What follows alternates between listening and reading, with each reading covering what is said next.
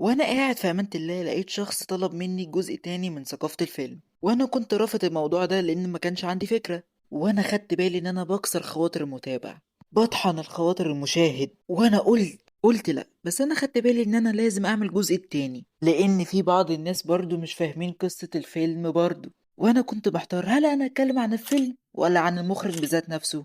فانا قلت ان انا هتكلم عن المخرج بذات نفسه. فكام سبب تخليك مش فاهم قصة الفيلم بالنسبة لي. اول سبب هي فكر المخرج. بمعنى صح، المخرج ليه افكار مختلفة جدا، ينفع يعمل اي حاجة مجنونة علشان الفيلم يكون عظمة.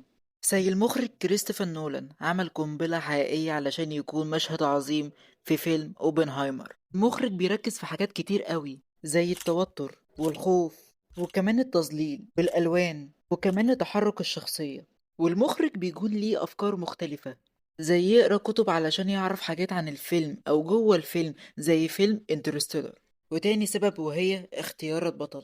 هقول لك مثال في فيلم ذا جاد فازر، المخرج فرانسيس فورد طلب ان هو يختار ممثل واحد بس وهو مارلين براندو. مشكلة براندو ان هو رخم، بيعمل حاجات تافهة زي شعره مش مظبوط والمنديل وقع. ولا الممثل ده مش عاجبني. الممثلين كان بيكرهوه وكمان بيكرهوا ان هو يتعاملوا معاه. الشركة قالوا لفرانسيس يا اما انت تدفع فلوس يا اما تدخل السجن، فاكيد دفع فلوس، ما هو مش هيدخل السجن يعني. الشركة ما كانتش مطمنة لفرانسيس ومفكرين ان هم هيخسروا فلوسهم بسبب الفيلم ده. وفي الاخر الفيلم انشهر بسبب المخرج ده.